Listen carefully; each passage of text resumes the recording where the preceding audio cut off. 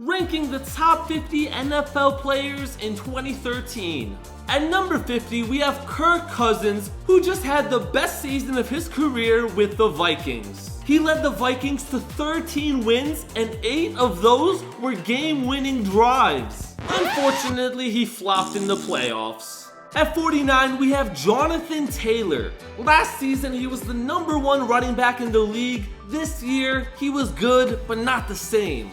At 48, we have Trevor Lawrence, who is arguably the most improved player of the year. In the second half of the season, he was the #1 quarterback in the league. He finally learned how to take care of the ball and stop throwing interceptions, and most importantly, he led the Jaguars to the playoffs. At 47, we have one of the most skilled players in the league, DeAndre Hopkins, aka Mr. No Drop, because he never drops the ball. He was suspended for the first 6 games of the season, but as soon as he came back, he dominated. Getting a touchdown practically every game, he was the only bright side of the Cardinals this season. And if Kyler Murray takes a break from playing Call of Duty and works on his football skills, we might see even more from DeAndre Hopkins next season. At 46, we have our first defensive player, and his name is Jalen Ramsey. Most people think he had a down season, but actually the Rams just had a down season. Jalen Ramsey still finished as the top 5 cornerback. At number 45, we have Dalvin Cook, the second Viking of the video, who had a phenomenal season. Averaging almost 5 yards per carry, he gave the Vikings offense the balance they needed to get 13 wins. At number 44, we're sticking with the number purple, but we're going to a different team. It's Mark Andrews for the Baltimore Ravens. Not only is he an amazing receiving tight end, but he's one of the best blocking tight ends as well, which is a huge reason the Ravens were the #1 rushing team in the league. At number 43, we have Keenan Allen, aka Glass Bones, because he just doesn't stay on the field. But when this guy plays, he is unstoppable. At 42, we have such a unique player, Deebo Samuel. This guy would be the best receiver on most teams and also the best running back on most teams. This guy is casually having games where he receives 100 yards, rushes for 50 yards, and gets 2 touchdowns. That's not normal, but that is Deebo Samuel. At number 41, we have our second defensive player of the video, the rookie Sauce Gardner, Defensive Rookie of the Year. Most interceptions this season, most pass deflections this season. Sauce Gardner single-handedly turned the Jets defense into a top 5 defense. At number 40, we have one of the most underrated players of all time, Cordell Patterson. This guy doesn't get credit because he's on the Falcons, but nobody watches the Falcons. But he's pretty much like Deebo Samuel, but the other way around. Cordell Patterson is one of the toughest players to tackle in the league. That's why he's not only a great running back, not only a great receiver, but he's currently the best kick returner in the league. He had 2 kick return touchdowns this season, and he averages 30 yards per kick return. Cordell Patterson does everything for the Falcons. It's just that the rest of his team is doo-doo. At number 39, we have TJ Watt, who last season had 22.5 sacks, the most in the league. He is still that unbelievable player, but he just wasn't healthy this season, which is why he's fallen to 39. At number 38, we have the biggest surprise of this season, Geno Smith, who in my opinion is the comeback player of the year. Everybody expected the Seahawks to be in rebuild mode after losing Russell Wilson,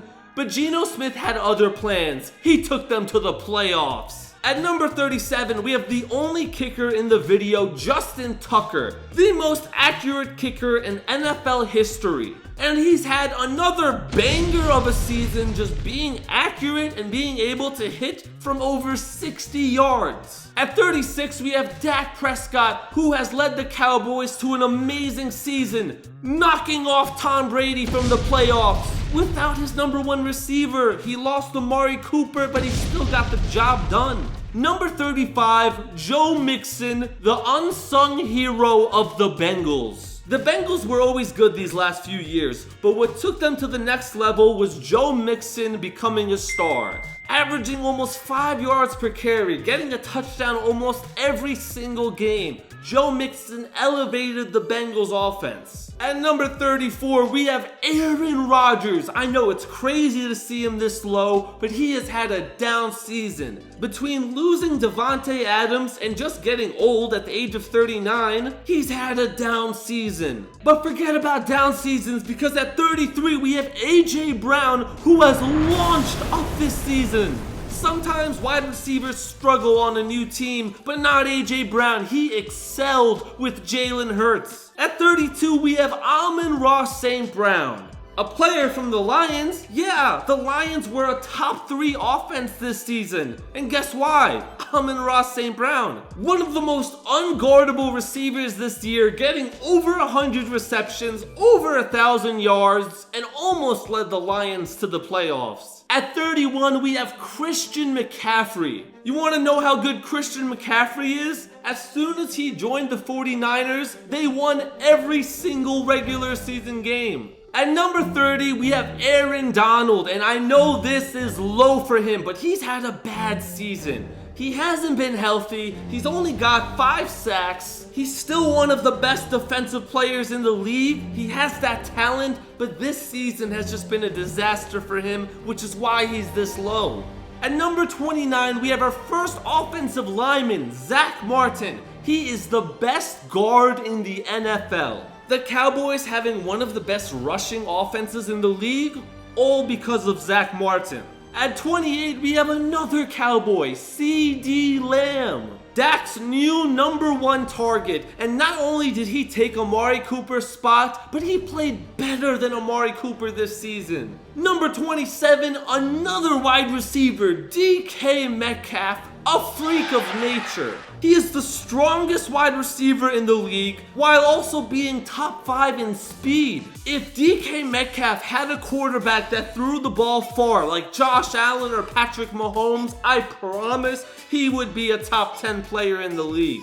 Number 26, George Kittle, the best blocking tight end in the league, and he wasn't getting a lot of passes from Jimmy Garoppolo, but as soon as Brock Purdy showed up, the last pick of the draft, all of a sudden George Kittle started getting a touchdown every game. Brock Purdy loves George Kittle, and George Kittle loves Brock Purdy. At 25, we have Lamar Jackson, always the most controversial player on the list.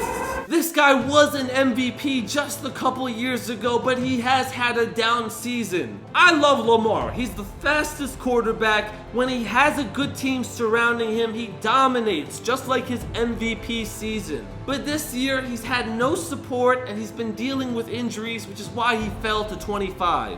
At 24, this is unexpected, but it is true. We have Creed Humphrey, the center of the Kansas City Chiefs. This guy has been the best center in the league, and he has been the number 1 protector of Patrick Mahomes. You take this guy off the Chiefs, I promise you Patrick Mahomes does not have the same season he did. At number 23, we have a bully, and his name is Nick Chubb. What a season for Nick Chubb. Over 1,500 yards, he carried the Browns offense. At 22, we have Saquon Barkley, who has just been incredible. I'm a Giants fan, I watch all of their games, and Saquon Barkley turns 0-yard plays into 10-yard plays. Simply put, he has the best moves in the NFL. At number 21, we have the scariest player in the league, Myles Garrett.